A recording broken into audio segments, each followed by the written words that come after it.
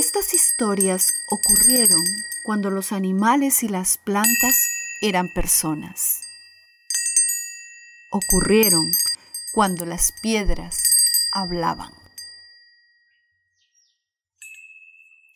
Hace mucho tiempo atrás, hubo una pareja que era muy exitosa en los negocios de la papa. Habían conseguido la mejor semilla, habían preparado la mejor tierra y ésta les había dado grandes frutos. De ello habían sacado grandes beneficios. Se concentraron en los negocios, se concentraron en la siembra, en la cosecha y en la venta. Al ser la mejor semilla del lugar, era un producto muy cotizado y era distribuido en cada mercado, de cada pueblo, de cada comunidad, de cada caserío, de cada ciudad. Pero el hecho de haberse quedado tan concentrados en el negocio hizo que olvidaran de verdad las relaciones con los demás seres humanos y sobre todo con la familia. Pablo se llamaba este hombre, que junto a Lucrecia, su esposa, se habían prácticamente encerrado a vivir en torno al cultivo de sus papas. El hombre, que había sido hijo solo, criado por una mujer que entonces ya era muy anciana, hacía mucho tiempo que ya no la visitaba. Cierta mañana, cuando Lucrecia y Pablo estaban a la ventana de su casa, observando las decenas de sacos de papa que irían a distribuir en esa temporada, vieron a lo lejos acercarse una pequeña silueta encorvada. Distinguieron en aquella silueta a la madre de Pablo. Ambos convinieron que ese no era el momento apropiado para recibirla. Pensaron que quizá la mujer iba hacia ellos a pedirles algo, y en realidad se sentían muy ofuscados, muy ocupados con los negocios y el reparto de la cosecha, y convinieron en no recibirla. Así que juntos decidieron que Pablo se escondería hasta que la madre llegara, y una vez que Lucrecia, la esposa, se hubiera deshecho de la mujer, Pablo saldría y seguirían con sus ocupaciones. La anciana mujer, que desde lejos lo había visto absolutamente todo, en realidad había visto la conversación, había visto gestos, y aunque era muy mayor, los ojos, que ya no podían ver bien, no impedían que el corazón sí pudiera sentir y ver a través de éste. La mujer supo lo que estaba pasando allí y supo también que quizá no sería recibida, pero decidió continuar con su camino. Mientras tanto, en la casa, Pablo ya se había escondido. Habían ido a la parte trasera, allí donde juntaban los residuos de la chacra, la hojarasca, las raíces, la tierra seca. Y con una lámpara habían separado el montículo y Pablo se había sumergido en este. Lucrecia cubrió el montículo con todo lo que quedaba y le dijo que estuviera atenta a cuando ella le pasara la voz para poder salir y nuevamente incorporarse a sus actividades. Luego de eso, Lucrecia regresó a su ventana. La mujer ya estaba a pocos metros. La anciana se acercó esperanzada en poder ablandar el corazón de su nuera. ¿Cómo estás, hija? Señora, hace tiempo que no la vemos. ¿Qué la trae por aquí? Solo venía a saludarlos. ¿Cómo está Pablo? Lamentablemente Pablo no está. Pablo ha salido, se ha ido a repartir las cosechas de este mes, de esta temporada, y dudo que pueda regresar hasta entrado el mes siguiente. La mujer agachó la mirada y quizás todavía quedaba un hilo de esperanza por encontrar bondad en el corazón de aquella mujer. Solo he venido a abrazarlo. Solo quiero saber de él. No quiero absolutamente nada más. Señora, lamentablemente, Pablo no está. Pablo se ha ido a repartir la cosecha de la temporada, le repitió insistentemente Lucrecia a la anciana. Finalmente, sabiendo que no encontraría una respuesta positiva de su nuera, la mujer le dijo que trataría de regresar en algún momento, pero que aquello era incierto, porque presentía que la hora de su partida estaba cerca.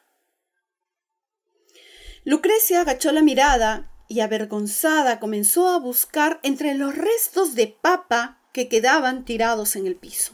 Agarró lo que pudo y lo llenó en una bolsa. Luego la amarró y se la extendió a la mujer. Para que se haga siquiera una sopita, madre. La mujer cogió la bolsa, dio una vuelta y regresó por el mismo camino por donde había llegado.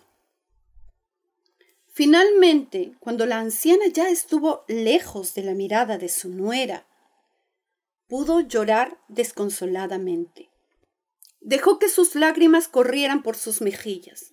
Se sentó en una enorme roca que estaba al costado del camino. Juntando sus manos y acariciando sus arrugas, deseó para su hijo lo mejor para el resto de su vida. Pero jamás imaginó que en aquel inocente deseo las cosas en la vida de Pablo cambiarían por completo. Oh gran vida, oh gran espíritu, solo deseo lo mejor para mi hijo. Oh gran vida, oh gran espíritu, gran Dios o diosa del universo. Yo te pido que mi hijo viva entre la papa siempre. Recogió su cabello, se secó las lágrimas, cogió la bolsa que había recibido de Lucrecia y siguió con su camino. Mientras tanto, en la casa, la mujer ya estaba muy inquieta, porque hacía 2 veces que ya había llamado a Pablo y no había recibido respuesta alguna. Pablo, tu madre ya no está. Pablo, tu madre acaba de irse. Este ocioso, segurito que se ha quedado dormido, pensó. Y entonces fue y después de gritar fuertemente al montículo y al no encontrar respuesta alguna, agarró una pala y removió la tierra de un lado para el otro. Grande fue su sorpresa y el miedo que la invadió fue tan inmenso, porque en lugar de encontrar a su esposo dormido como ella suponía debajo de aquella tierra y hojarasca, lo que encontró fue cientos, decenas, miles, millones de gusanos de cuerpo blanquecino y cabeza marrón, retorciéndose asquerosamente unos encima de otros. La mujer desesperada tiró la pala y subió para su casa, se encerró en su habitación y se echó a llorar desesperada. De tanto llorar, se quedó dormida. Y cuando estuvo dormida, su esposo se le apareció en sueños y le dijo: por haberme alejado de mi madre, por haber sido mezquino con su amor, por no haberle regalado el tiempo y el abrazo que ella vino a pedirme, el gran espíritu del universo, el Dios o diosa del universo, ha decidido que mi cuerpo se convierte en gusanos. Ahora, para no penar, debes despertar. Y una vez que estés frente al montículo, agarra una escoba y barre los gusanos por los 4 lados de la tierra. Cuando la mujer despertó, buscó a Pablo por todos lados, creyendo que esta solo había sido una terrible pesadilla. Con miedo fue allá, al lugar del montículo, y entre la tierra seca, las hojarascas y los residuos de la cosecha estaban aún los millones de gusanos retorciéndose asquerosamente unos encima de otros.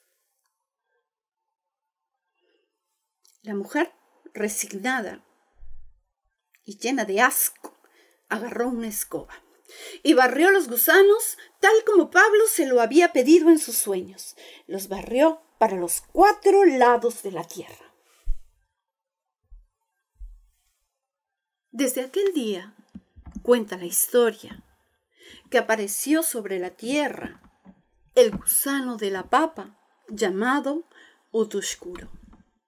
Los campesinos que cultivan papas cuentan que cada cierto tiempo llega un gusano que ataca las cosechas. Este es el utushkuro, o gusano de la papa, o papacuro, o pablocuro.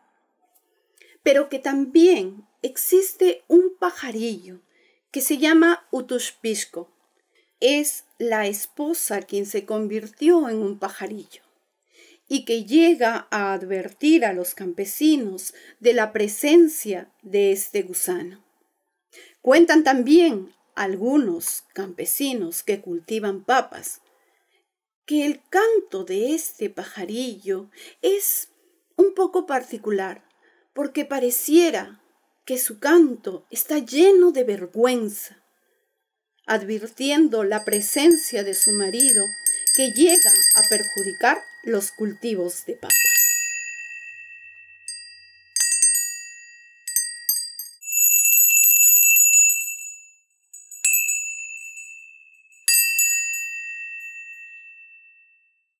Esta es la historia del lagarto enamorado. Antonia era una pastora que solía cuidar el ganado familiar en el entorno de su pequeña estancia. Siempre estaba sola y se entretenía con el dibujo que hacían las nubes, se entretenía con el sonido del viento, con el sonido lejano que traía el viento del movimiento que hacían las aguas en el río. Se entretenía con las piedras, se entretenía con los animales que cuidaba. Estando así, jamás se había percatado que todos los días ella estaba siendo observada.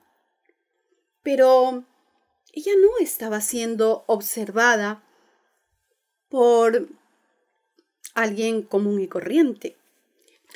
Antonia todos los días era observada por un personaje muy particular. Era alguien que se tendía sobre las piedras con la panza abajo y disfrutaba muchísimo del calor. Era alguien que tenía la piel algo reseca, alguien que tenía unas fauces muy particulares, alguien quien de verla todos los días en aquel lugar, a pesar de no ser humano, se había enamorado de ella.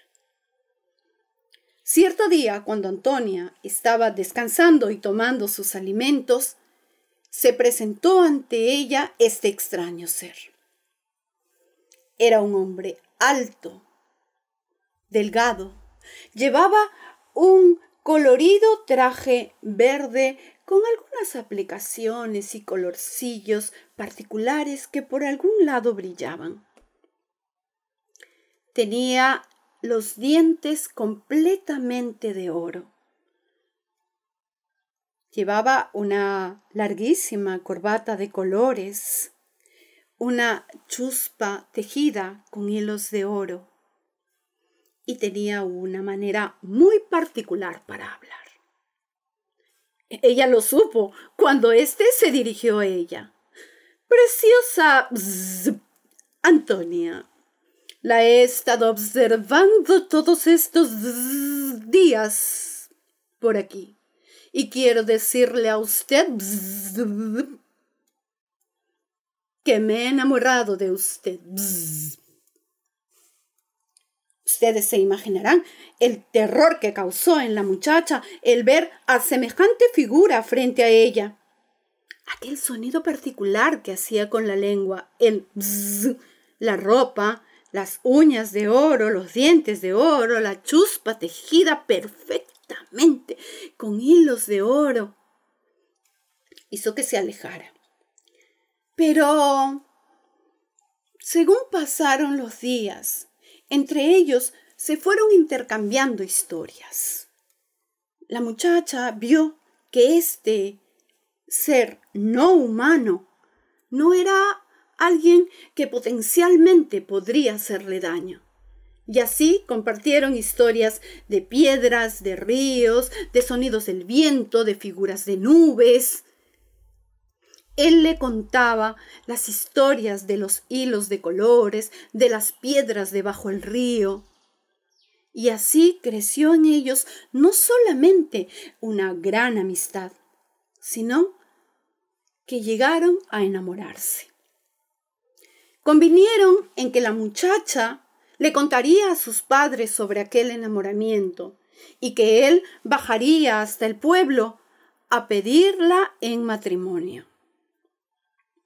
La muchacha tuvo mucho miedo, se preparó muy bien para contarle a sus padres que ella había conocido a alguien excepcional con quien compartía su tiempo. Los padres se quedaron muy sorprendidos porque sabían que en aquel lugar no había ninguna persona de quien ella podría enamorarse, pero sabían que aquel lugar, que el campo, rodeado por los jircas y por los cerros y por el agua y por la tierra, tenía grandes misterios que podrían embelezar a cualquier jovencita como ella. Después de discutirlo mucho, los padres aceptaron en recibir en visita al joven enamorado. Aquel día fue extraordinario, porque aquel joven lagarto, aquel lagarto convertido en hombre, bajó hacia el pueblo con la chuspa de colores, varios sacos de granos para regalar a sus futuros suegros. Bajó también con una comitiva de músicos de los más peculiares jamás vistos en el lugar. Todos ellos tocaban piezas encantadoras y fascinantes. Y cuando llegaron a la casa, entre quenas y charangos y zampoñas y guitarras, los suegros, que ya también habían quedado encantados y embelesados, aceptaron que los jóvenes tomaran matrimonio. Fijaron la fecha, fijaron el lugar, fijaron a los padrinos y después de esto compartieron una gran comida con todo el pueblo, familiares, amigos, quienes se quedaron muy sorprendidos con la apariencia de aquel muchacho, sin saber que éste era un lagarto convertido en hombre. Finalmente llegó el día del matrimonio. La novia lucía preciosa, con un vestido de flores, con los colores del arco iris. El joven llegó a la puerta de la iglesia, nuevamente con aquella comitiva de músicos que con cada melodía encandilaba a los transeúntes del lugar.